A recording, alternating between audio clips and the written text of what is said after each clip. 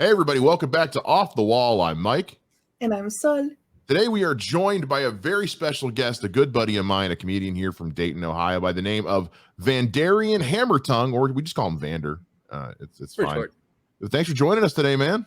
Oh, man. Thank you so much for having me. I love it. It's we had him on my podcast, The Basement Lounge, recently, and it just accidentally turned into the last hour of the podcast is just the three of us talking about Game of Thrones and House of the Dragon. So, which I ended up having to cut out and turn into a special episode because I was like, this can't be the whole show. So I knew I wanted to get him on here because we were talking about House of the Dragon, or as I've been calling it, Hot D. Because someone I heard someone else say that on the internet, and I was like, I'll be taking that. I actually had to write down notes about this week's episode. I never do that. But it was a lot that went down, and it just something told me going into it. I was like, I feel like I'm going to need to write some stuff down. But let's start off. Just let everybody get to know Vander a bit here. Vander, what's your history with Game of Thrones? You like this?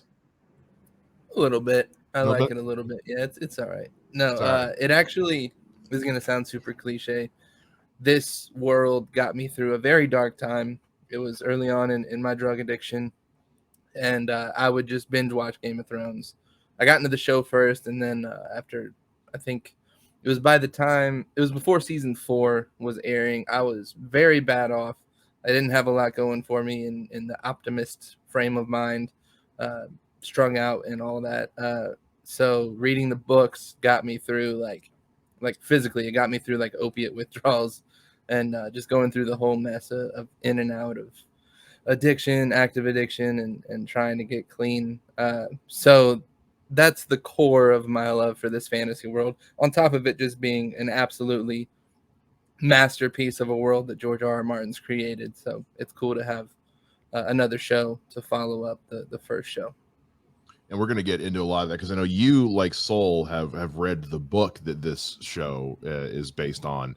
Yeah. So I'm sure, and it just flat out, like, spoiler alert, guys, whether you've not seen the episode yet, which why are you here? Or if you have not read the book, things come up. You're dealing with a show based on a book. So get over it. Yeah, it's gonna do our best. We're gonna do our best. Yeah, go read the book. Go read the book. We're gonna try. I mean, go read the book. It's a quick 800-page read. You'll be fine. But right off the gate, you could tell this was going to be something different because this is the first one we've had that's picked up immediately after its predecessor, and we get to someone who I couldn't figure out who.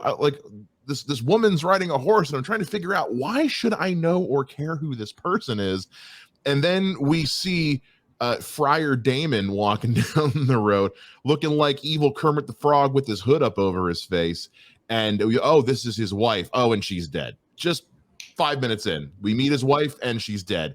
Brutally, I might add. Soul, I had mentioned last week that I was wondering if we were going to meet her at any point, and you had mentioned she was a pretty inconsequential character.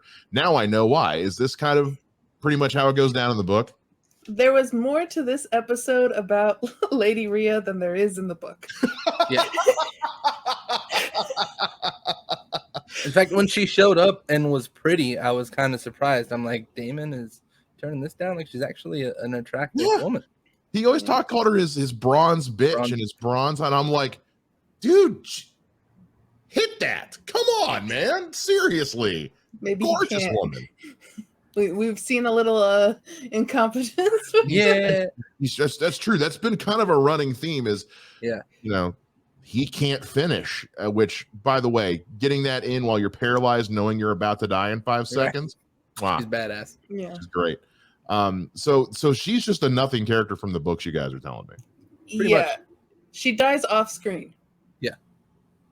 That's fair. But just to go ahead and, because that was what came up, at the end of the previous one where he's like, just, promise, wed me to Rhaenyra. You're already married. I can take 2 wives. No, you've already got a wife. Well, not anymore. Take care of that real quick. All right. Loose end tied off. And from there, we go into the king and crew aboard the ship heading over to help me on the location name because this is all new. Driftmark. Thank you. Yeah. to talk about arranging the marriage between Rhaenyra and their son, whose name I wrote down. You guys know it before I can find it. Laenor. Thank you. And we get into, we can clearly see the king's health is just failing. I mean, I kind of predicted that a couple weeks ago that I think he has like a form of sepsis or something that's turning in what I think could almost be a staph infection from sitting on the Iron Throne. You know, they always say that like if you can't sit on the throne without bleeding, you shouldn't sit on, or something. I forget what the actual quote is. It's more like a bad omen. Like if you sit on the throne and the throne attacks you, so to speak, it means that it's not good. It's not a good omen for your reign. Well, especially when this particular Iron Throne has like 1,000 extra swords that weren't there before. So I'm hoping we get to find out what happens to the extra swords, because there's a lot. If you trip down the steps, you're done for. Can you take this up to the king, please? Do I have to?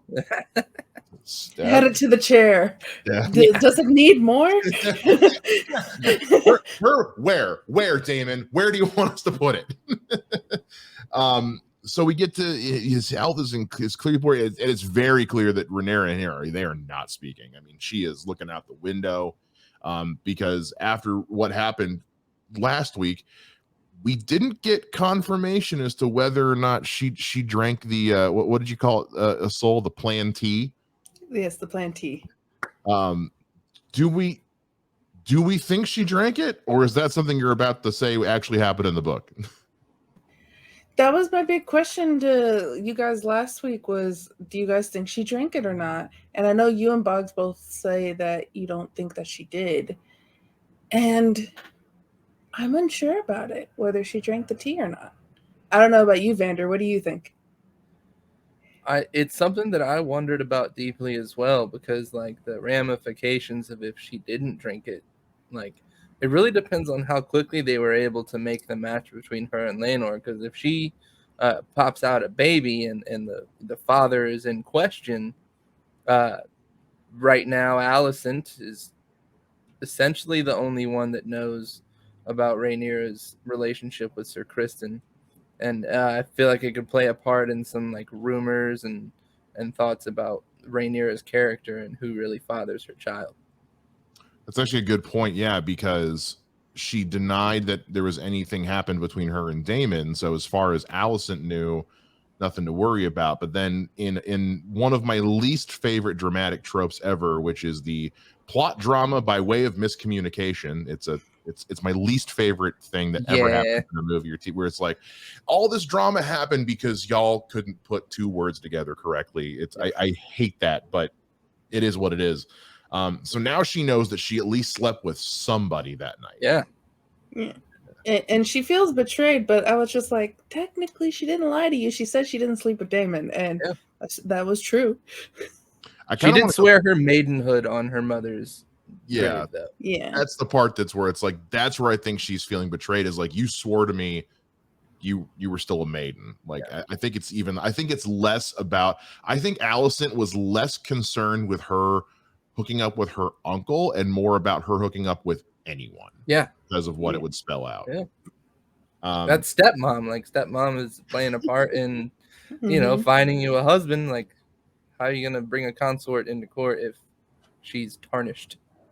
Yeah, which has kind of been just this. I mean, again, this has kind of been a big thing throughout all of this show, is the role women are playing and how they're viewed in the world of Westeros, even 200 years prior to what we're used to. Then we get to one of my favorite moments, which is Rhaenyra and her new betrothed walking on the beach, having what is essentially the Game of Thrones equivalent of the wine conversation from Schitt's Creek. Anybody else get that reference but me? No. I've only seen season 1 of Schitt's Creek. So in an episode of Schitt's Creek, David, who's played by Dan Levy, hooks up with the Stevie, who's the girl running the hotel. Everyone up to this point is just so convinced that David is gay. Okay, and I've seen it. Yeah, they're having this great exchange where she's like, I prefer white wine, and I thought maybe you liked red wine. He's like, well, I do like red wine. I also like white wine. Occasionally I'll drink a rosé. maybe a Chablis. It's this whole metaphor for him being pansexual. And what was great was she's like, I heard you prefer goose, but I prefer duck or something like that. And I was like, are we having the Game of Thrones wine Okay. That is what it is. I love this. This is fantastic. And it's very much showing too, like, kind of how progressive both her and Lanar kind of are in their sense. Like they're agreeing to an open marriage, pretty much. Like, hey, I know that I'm not your taste. You like the fellas, and I don't want you. I want someone else. So why don't we like do our duty as husband and wife to our kingdom and our fathers, and then go like sleep with the people we want to sleep with. The only thing that was concerning me was I feel like if they were going to say they like two different things, but they like the same thing, shouldn't have been like, I hear you like goose, or I like goose. I hear you like, I don't know. It wasn't into the bedroom. Yeah, it wasn't a perfect metaphor, but I got what they were going with. Yeah. I thought they were admitting that. I thought that was Rhaenyra admitting that she liked women, which has been kind of tossed about, that maybe there was something with her and Alicent below the surface. Haven't read the book. I would say that Rhaenyra is more like David from Schitt's Creek, probably in the pansexual spectrum of sexuality. Really doesn't care, because obviously she had the hots for Alicent early on. I don't think she has a preference between men and women. And it kind of, I think she's more Dornish in that way, where like the Dornish are like, I'll fuck whoever. Oh, for sure. Oberyn Martell is a prime example. The Dornish exist to do one thing, and that is to fuck. To fuck. And since they're making Sir Kristen Cole Dornish now, I guess like they're like he has to. True. Yeah, I forgot about that. Because he's not Dornish in the book, but he's Dornish in the show. Yeah. I thought it was an interesting twist, and I'm wondering if it's going to like play a part more so later on down the line. We also find out, there's that, the word has already spread about Daemon's lady wife being dying. It was a horse riding accident, technically, I guess. Yeah. In which her skull was crushed. Sure. Okay. I mean, she got Christopher Reeves and then hit with a rock, but okay. He'll get away with it because he's cunning and smart, and he rolled a nat 20 on his charisma, so everyone just kind of goes with whatever he's saying. If you notice with him, it's when he's the quietest is when he's the most dangerous. Like when he's speaking or joking, he's a little less dangerous. Like he joked with Sir Kristen when you called him Crispin. Like he wasn't super serious with the dragon egg and that. Like he was just having fun. Like that was just him being playful and being kind of a dick. Where when he's quiet, it's just like, oh, I have some maniacal stuff planned. Yeah. But also, he is one of those, when he opens his mouth, I think he's actually a terrible liar because he's so proud of himself. He thinks he's the smartest guy in the room, so he loves showing how intelligent and how fierce he is. And so when he talks, he has no filter, and I think he gives away more than he intends to. So when he's not talking is when you should be concerned. When he's talking, you can usually tell whether he's full of shit or not. Yeah, most definitely. And trying to look at my notes, see what else we got going here. Yeah, so let's get into kind of the what kind of constitutes the rest of this episode, which is a Game of Thrones wedding. What could possibly go wrong at a wedding in Wester? People are jokingly calling it the Green Wedding online. Yeah, I am 100% in favor of that. I love that idea. Which I actually wrote down in my notes when she walked in and she kind of was just like stepdaughter. I was like, wow, Alicent is serving looks and shit. That was a threat. Yeah. Remember when I told you, I think it was 2 episodes ago, when I said when Alicent wears a green dress, shit is gonna go down. And the symbolism for, do you guys, I mean, I'm sure Saul knows, but Mike, do you know about the symbolism of the high towers and the color green? Just what they gave away in this episode was that they light their beacons green when they are going to war. Yeah, because their house colors are like red, white, and gray, I guess, for the most part. But when they put that green beacon, that means they're calling the banners. That means they're going to war. Mm-hmm. Which is a great use of imagery. And it was good having the two, Wallace and Gromit over there talking about like, oh, do you know, because yeah, a lot of people like me aren't gonna know, like who cares? Yeah, she looks good. Cool. I mean, and it's different too with like, notice that she's been wearing a lot of black and red after marrying the king. So she's very much wearing the colors of the House Targaryen and like kind of like supporting her king, her husband, supporting Rhaenyra, her friend, even if they're a little bit more estranged. But the second she feels betrayed, she goes, I am House Hightower. Rhaenyra lied to her. The king fired her dad. Like, yeah, she's on one.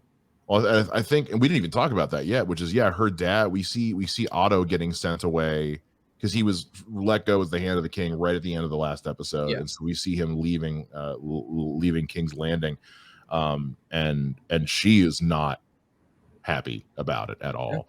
And after that is where we find, but she's trying to do her wifely, queenly duties, and then we get what is, I guess, House of the Dragons version of Littlefinger, which is the new hand's son, who I guess has the clubfoot. Yeah, and he's just gonna be a very, very interesting character. Very Littlefinger like, Some people are comparing him to Varys. I think Varys at least had the realm in mind. I think Larys is gonna be more of a Littlefinger plot to gain political power type deal.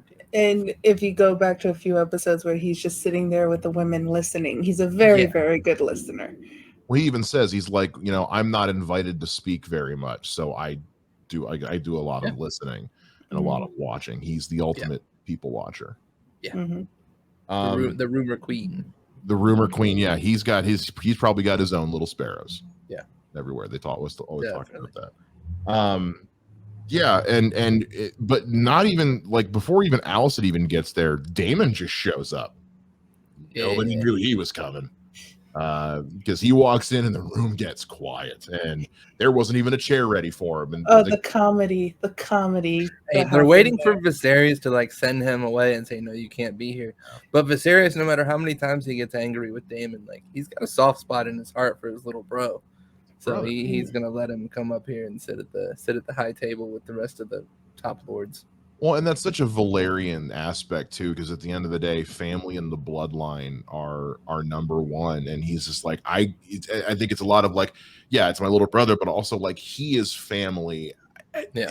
What do you it's harder for, when you hear Alicent or someone else talking about like, just get him the fuck out of here. He's like, no, that's my brother. Because honestly, Daemon would probably do the same thing. We have talked about 100%. It many times on this show. At the end of the day, Daemon is here for his family. The first episode, like, you should have made me your hand simply because I'm your brother. Exactly. Yeah. And say what you will about Daemon. Yeah. But he's he's amoral more than immoral, if that makes sense. Like, he's not Ramsay Bolton. Like, he would kill for King Viserys. He would kill for Princess Rhaenyra. Like, he believes in his family. He does shitty things to prove it. And he does a lot of things for self-gain, like, I don't know, murdering his wife.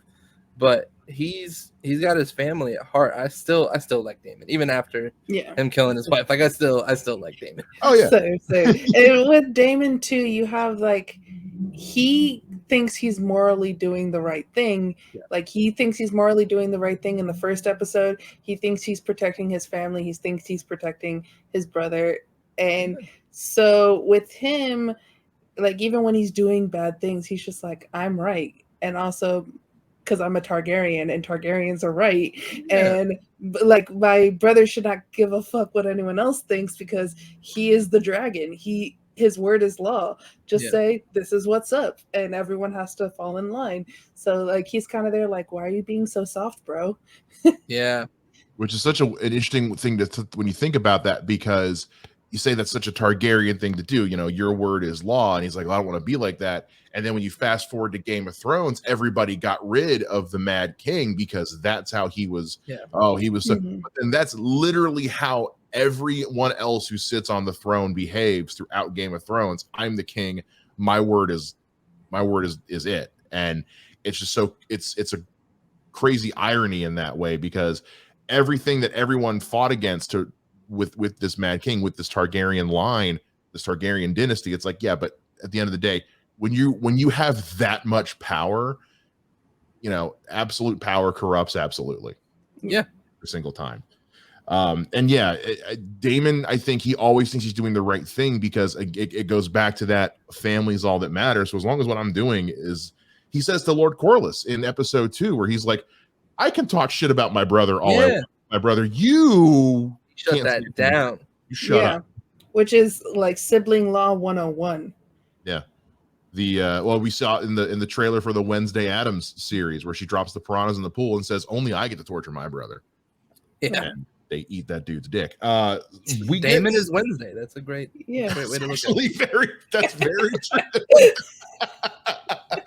true. Also, can I just say, whoever's doing the wigs just for Damon, like, I need all the other wig that people. person agreed outside. He agreed with you. I don't know what is Matt. I don't know if it's something about the way Matt Smith carries himself, but he is rocking that wig better than anybody else on this show. 100%. 100%. So we get to some shit goes down at this wedding because it's a wedding in a Game of Thrones property, but it's not what everyone thinks it's gonna be. Because, well, first we see Joffrey, the past Joffrey, past gay Joffrey, just talking to Sir Criston, but being like, "Hey man, I got you, you got me. Look, you see her new husband, her new husband. I'm all up in that, and I know you're all up in that. So let's just look out for each other, and we can just keep doing what we need to do." He should have tried to learn more about Sir Criston's composure and character before he had that conversation. That was an extremely foolish decision on Joffrey Lonmouth. And it was completely out of just assumption, like, oh, the way he's looking at her, he must be it. So, like, imagine if it wasn't it. Imagine if it was the way it was in the books, like if it was Harwin, and he goes up to Chris and Cole, be like, "Hey, I know you fucked her." Like, man. So I'm just thinking that in my head when I was just like, "Yo, dude, like, you're not even gonna check with anyone else."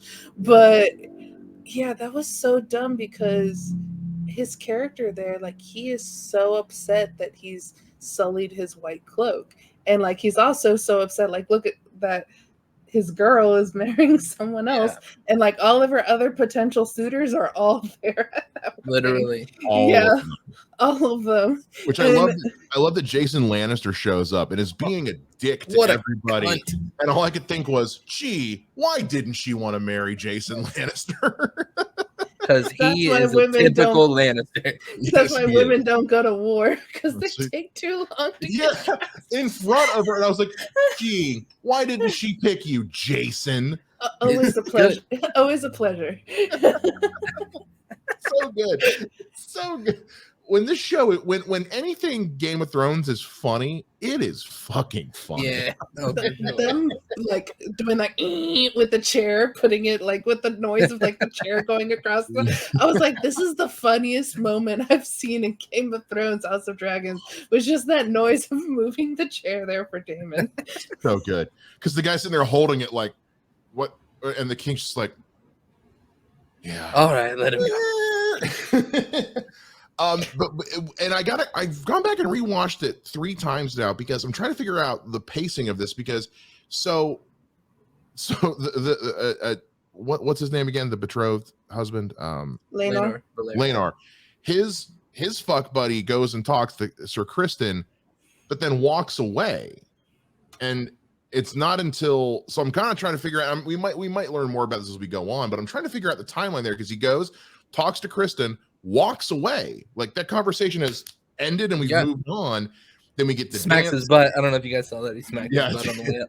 We do that. He goes on. He's talking to everybody else. He moves on, and then we get the scene with Daemon and Rhaenyra where they're speaking High Valyrian to each other, and you could cut the sexual tension with a knife. Made me a little uncomfortable because uncle and niece. I know it's Game of Thrones, but still weird. I'm from the South, not that part of the South. And you see him getting close, and he, grabs her neck, like he's pulling her in for a kiss. And then we hear shit hit the fan, and the king is watching and eating what was like the most delicious quail I've ever seen in my life. Oh yeah, very jealous. It's fantastic. And so we figure Criston has seen Daemon and is because he's hyper focused on Rhaenyra the whole time. And I think they actually kissed. You don't see if they kissed or not. I believe they did too. Yeah. but instead we see Kristen's beating the shit out of Joffrey, and I'm just trying to figure out how did Joffrey get. Here's my theory. I think because Daemon and Kristen already hate each other from that initial tourney in the first episode. Yeah. They do not like each other. It's established. Kristen went after Daemon, and then Laenor went to. It was pretty much just a drunk brawl at this point. Okay. Kristen goes after Daemon. Laenor tries to protect Rhaenyra, who he can probably perceive that who Kristen is going after. Yeah. Or even in that same vicinity. If he's going after Daemon, he's going after Rhaenyra because they're hugged up. And then that's how Joffrey gets involved. Joffrey's trying to protect Laenor, who's trying to protect Rhaenyra from Daemon, who Kristen is attacking. Okay, that makes sense. Because the way it's shot, and it's such a hot, jumbled mess, which it was a great way to indicate how chaotic it was. I even wrote down on your guards. Anyone? Well, it's right as Daemon and says, Kristen gets to leave too. Like he leaves. Yeah. Like, I mean, if I'm an officer, am I really gonna try to reprimand a guy who literally just beat a dude's skull to a pulp? True. I'm probably just gonna lay back and let him go before it gets that far, because you see like 5 or 6 guards come in, and then I'm just like, you guys gonna all right, just let it happen, I guess. Gets to make it all the way out to the werewood to go and try to samurai kill himself. Yeah. What a heavy. I mean, again, it's and everyone else starts fighting because it's a party and there's a fight, so let's make it huge. Yeah. God, flashback to my 20s. And I have kind of like, if you notice in the episode too, when Sir Kristen Cole asked Rhaenyra, like, run away with me, she's like, no, I can't do that. Like, I have my duty to the crown. But she's like, I'll run away with you, Daemon. Like, take me. Yeah. She keeps Kristen around because she knows he wants her. And you see this happen with people all the time where they have that person they don't really care about, but they keep them around as like a safety net. It's a very manipulative thing to do. They're like, I know this person will be there if I need someone to go to feel better about myself. Yeah. They'll say nice things to me and make me feel awesome. And that's kind of what she's using Sir Kristen for. And it is just kind of shocking where I was thinking the same thing where she's having that conversation with Daemon. And I'm like, you just said, oh, I really hope Kristen doesn't speak Valyrian.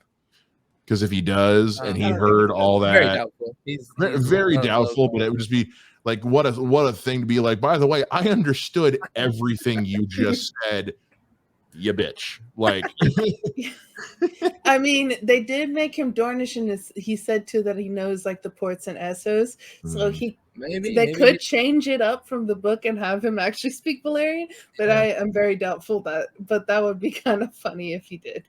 And I think if they were going to do that, we would have seen it already, because we're getting a 10-year time jump next episode. So the time to introduce that was a little bit ago. Yeah. But yeah, like Vander said, man, he runs out into the square there, and he's ready to off himself. He's done. Because he knows, because now through this weird miscommunication thing, well, now the queen knows that I've broken my oath. So I already should be put to death as it is.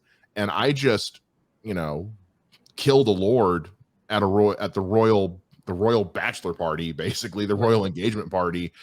I'm a dead man, and also the woman I love doesn't want me. Like fuck this, I'm out. But Alicent stops him. She's becoming smarter. She's learning ways to plot. She's building allies because she knows that Hightower and Targaryen are about to have a little bit of a split, and things are going to look a little different. So she's smart. I don't really agree with the way she's going about it, but she's doing, as a queen, she's doing what she needs to do. She knows her husband's about to die. She knows shit's about to break out as soon as, when the succession is challenged. So she's building as many allies as she can, and having one of the 7 best swords in the 7 kingdoms at her side is definitely something that she wants to do. And someone who's proven to have already beaten Daemon as well. Literally. Yeah. Yeah. So, and who knows what we're going to get with next week with as far ahead as we're jumping. And then we see a Westerosi elopement happen, because then they decide, screw it, you're getting married. Man. tonight. The blood is still on the floor. And poor Laenor, he's like crying during his vows. Like first, like hearing and seeing him crying over like his lover's body, but then like still going through with his duty, and like it was so sad. I was like, oh, poor boy. I love Laenor. I have such a soft spot for Laenor. He's just a wholesome knight. Like he's a homosexual in a country where it's very, very frowned upon. His dad doesn't like it. Like, so like I have a very soft spot in my heart for Laenor, and him having to watch the person he loves more than anyone in the world be brutally murdered. Yeah, and just him and his sister, which I like that we got a little bit more of his sister, because in the book, like her and Rhaenyra become really good friends. Yeah. And we saw a little bit of that in this episode. Let's go for breakfast. Okay. And it's funny too, because in the book, Alicent and Rhaenyra aren't friends, and I like that they've done that in the show. Like they were never friends, right? Kind of. So it really makes the turn between these two people much more dramatic in the show than. But then again, at the same time, the book is written from a man's perspective. Yeah, true. Like, and so they're not going to focus on the women. That's why they're not really focusing on their friendship, or they didn't focus on Lady Rhea. Like, she died off screen in the book, basically. Yeah. So like a lot of like the female characters don't get the same focus as the male characters, because that's the way history is written. So it's very interesting to see like, they're giving like the women moments in the show that is not in the book, and I'm excited for it. I'm excited for Laena and Daemon. You know, you got a little flirt there to see what. I want to see where that goes for sure. Yeah, because she strikes me as, just from the little bit of her we got, she strikes me as somebody who has a level of intensity that he is going to drool over. I mean, you saw the way she was looking at him across the table. Like she had eyes only for him at that party. Oof. There was, I wish a woman would look at me the way. Find you someone that looks at you the way she was looking at Matt Smith in a blonde wig, guys. I'm just saying. Honestly, find you a man like Corlys. Like he ride or die for his wife. Like you should have been queen. I wrote that down when they were talking about putting in, she's like, he feels a different way, and he's just like, it's just because he doesn't grow out of it. It was one of the funniest moments of genuine homophobia I've ever seen on screen. It was a weird thing to say. He's just like, he'll understand better when he knows the feel of a woman, and I was like, Corlys likes Spoon. All right, buddy. Yes. No. I was like, Corlys pussy drunk on Rhaenys. That is a man that loves his wife. Yeah, and he's gonna pray the gay away on his. I know, it's like, God. I don't like rooting for you. The great thing about Corlys too is like how supportive he is of his wife. Like, and very much he's like, she should have been queen. He's like, I'm fine if I'm king consort of the side piece, whatever. He just wants his wife to rule. Yeah, he's like, she's head bitch in charge. Like, have her do it. You sit on the throne, I'll sit on your lap. It's fine, Mama. We're good. And let's be honest, in the big council, or the great council that Jaehaerys decided Viserys would succeed in, like, Rhaenys would have made a more proper ruler than Viserys. Viserys is timid, weak, pompous in a way. He's more of a drunkard and like I want to watch tourneys kind of guy. Like Rhaenys, and she had a male heir too. Incredible, yes, absolutely. And they're Targaryens. Yeah, her name is Valerian, but if she wants to change her son's name to Targaryen because that's in her blood, that's fine. She could have done that. So, but then they still call her Targaryen too. They still call her Targaryen. Like when they were introducing her, like she is a Valerian now because by marriage. But they're like, Rhaenys Targaryen. They did kind of the same thing in Game of Thrones with Joffrey, where they talked about how he was also a Baratheon. They made him more like that. And a Baratheon. Yeah.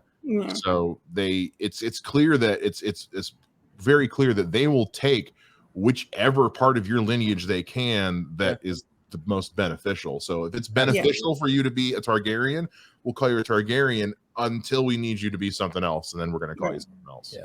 Yeah. So that's kind of the end of the episode. We know next week we're getting a 10-year time jump. We're changing out some cast members. We knew it was coming. It was known throughout this season already. As two people who are familiar with the book, we know that this show got renewed for its second season the day it premiered. So, and with everything getting cut over at Warner Brothers right now, that is honestly shocking. So, looking at you, Batgirl. So,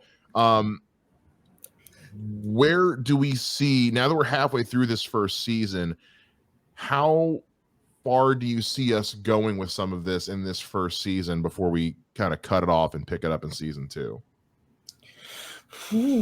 Vander, I'm going to let you go first because I got to think about that. It's hard to tell where the season's going to end. So, like, mainly because of this giant time jump. Like, the first 5 episodes spanned roughly 4 or 5 years. Yeah. So we're jumping 10. There's a lot of stuff that's about to happen. It really depends. And this is not this is a spoiler, but it's not a spoiler. We know King Viserys is going to die. It really depends on how quickly that happens. Because as soon as he dies, that is when it pops off. Like, they could, if he dies early on in this next episode, or or episode 5 or episode 6, we could very well see the last half of the season only spanning over a course of about a year or 2. I just don't know, because what they're doing with this show is they are filling in the dialogue and the character arcs and all of that the book didn't give us. The book is a history lesson. This show is giving us the characters and bringing them to life. So it's almost impossible to predict like how quickly they're going to make these things happen, because they're filling in so many blanks. We don't know how many of those blanks they're going to fill, or how many that need filled for the sake of, a timeline and a show. Because I kind of expected the king to have died by now. The way the show's been going, I thought he was already going to be dead. So he's making it 9 more years. That's very hard to believe. Yeah, but he looks like he is about to croak in the preview of the next episode. So I kind of wonder if maybe the season will end with his death, and I also wonder if we're going to stop jumping time quite as much as we get along in this season. So what about you? What are your thoughts on that? Vander, did you think about too, like, the fact that Allison only has 2 kids right now, and like the way that the king is looking? I was like, how is she gonna have, a little spoiler, how is she gonna have 2 more kids, right, with him? Like, well, that'll obviously happen over the span of the next 9 or 10 years, or however long. But I'm like, in his state, I'm like, she already did not look happy sleeping with him. Like, this, especially too, like, you saw his arm, and like, I know it's not grayscale, but it looks like grayscale, like on his arm, and I was just like, he's probably very gross. I think now she's more willing, though. Like, yes, her husband is old and disgusting and she doesn't want to sleep with him, but she's more willing to do so now because she's made that decision. She's on her dad's side with this. She wants her son, her firstborn son, to inherit the throne after Viserys' death. No matter what Viserys wants, she has turned on Viserys. She has turned on Rhaenyra. She's more willing. So, yeah, over the next... She'll probably pop those kids out within the first 2 years of this time jump. So, like, those kids will all be, 7 or 8 years old on top of the, her kids that she has now already she's going to have 4. Yeah. Well, they've been cast. Like, I'm looking at the cast list right now. Her 4 kids are cast. So it's going to happen. And then you also then have Rhaenyra's kids as well, which was shown in the preview of the episode, and kind of the way that they look becomes a very hot topic. That's where the rivalry becomes physical. Like, obviously, Rhaenyra and Alicent aren't going to go to battle on each other individually. They're not going to sword fight each other. But, like, Rhaenyra's kids and Alicent's kids, that's where the dance of dragons begins.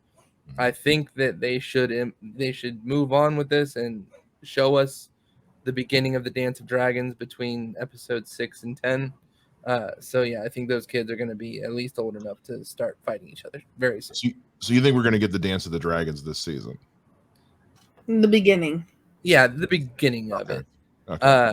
There's, I think, in the books, I'm going to say this generally speaking, there's about like 4 instances of dragons actually fighting each other as if they were on the field of war. But yeah, we'll probably see one of those before the end of the season. Because we know there's a couple out there, because Corliss's son has one. We saw him. Was it his son or was it his nephew? Corliss's son, Laenor has Sea Smoke. Sea Smoke, yeah. He was riding him in episode. The Red Queen, is that what they call her? I forget the girl's name. Laenor's little sister's name. Oh, my mind already. Like as Lena has, or the young, which the sister? one the king almost married. Oh, Lena, yeah, which we saw her on the dragon. I think she gets a very special dragon. Yeah, we saw that in the setup for next week. Yeah. It's a special dragon, and then you have two.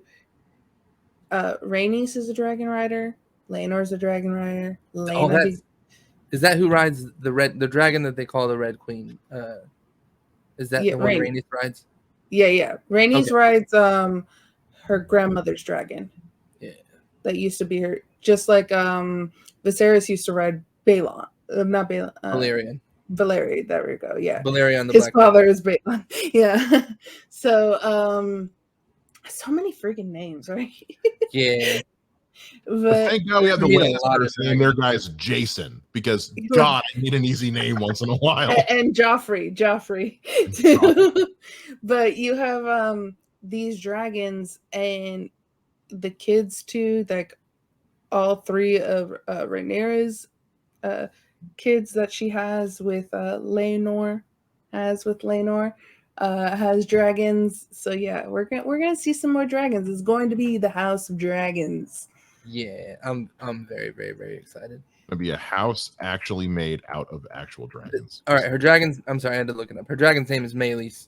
Meleys' nickname is the Red Queen. That's Princess Rhaenys' dragon. So let me throw a crazy idea there at you guys, because we know that her brother Rhaenyra's brother's name is Aegon Targaryen. Okay. Mm-hmm. Yes.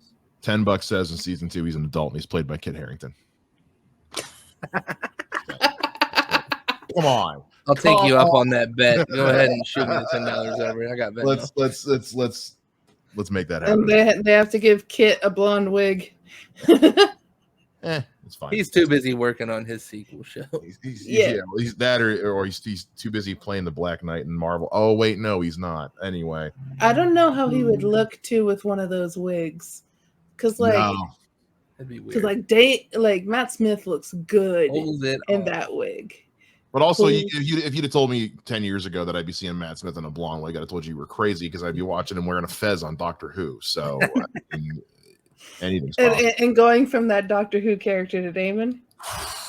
It's funny because the way he's playing Daemon, I remember when Matt Smith was first announced as Doctor Who, and he's wearing this like black suit with a t-shirt leaning against the TARDIS. Everybody thought he was going to be like a super dark doctor, and no, he was basically like a cat that kept running into a wall. Yeah. And it was like, wow, it took him in the Game of Thrones show to play the doctor we thought he was going to be, which was just kind of a dick. I don't know. Crazier things have happened. I think it'd be funny, but TARDIS shows up next episode. Confirmed. Mephisto confirmed. Any other predictions you guys want to make for next week's episode?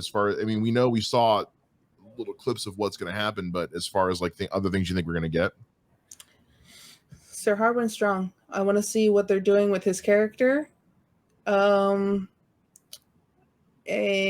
what plays out with that. And I don't want to spoil anymore. I want to see if because in Game of Thrones, the show Game of Thrones, they had certain instances where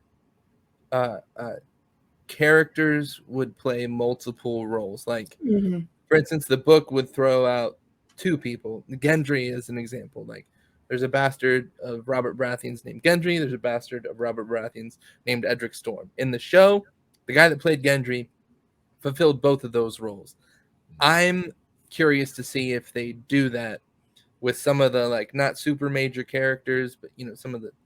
I'm wondering if there's plots where they're going to have, one character in the show fulfill the role of 2 or more characters from the book. It's not uncommon. You see that a lot in a lot of comic book movies as well, or just movies in general, where they take 2 characters, combine them into one, and because look, we got to pay every actor. So I can tell they're consolidating things. Like for instance, that whole Kristen bashing him over the head. Like in the books, that didn't happen at the wedding. Like there was a tournament after the wedding, the tournament that King Viserys mentioned during the introduction feast. But in the books, that happened at a tourney. They were against each other in a melee tourney, and got out of hand, and Kristen fucked him up. And that's when they did the the shotgun wedding real quick. After that, because it pissed everybody off. But so I can already tell they're consolidating something, which is to be expected, but they're still gonna stick to the books way more than you got 10 episodes, and as big a budget as they give the show, they still have to be smart with it. And we've already had one big huge tournament thing in episode 1. We got to spend this budget on dragons, guys. So. We can't have him beating Damon and then also beating other characters in another tournament. But in the melee, like people aren't supposed to die. They have more blunt swords and more blunt like objects that they're fighting with. But it's supposed to be for sport. But it does happen. That's do happen, and so like people were pissed off, but it was just like, oh, it was a tournament, kind of like how people were dying in the first episode in that tournament. So it's going to be interesting to see what the ramifications, because this was at a party, so it's not at the. It's not being like, oh, that was. You don't get a free pass like you would at a tournament. Yeah, well, I'm curious to see, because I know Kristen's known as the Kingmaker. So is what they have him. I'm looking at Wikipedia. Oh man, you know that? It's on Wikipedia. Damn. I'm looking at the cast. Like notice the Kingmaker, and I'm like, that could mean anything. Who do you think he makes king? He makes them out of wood, and then he wishes on a wishing star, and a little cricket comes in. That movie is terrible, guys. Anyway, I want to thank Vander for coming on and talking about this, and we'll try to get him back on again real soon. We know he loves talking about this stuff. Soul, thank you as always. Thank you guys for watching. Make sure you let us know your thoughts on the episode and your predictions for this season down in the comments. And we'll see you guys again here next time on Off the Wall. Bye.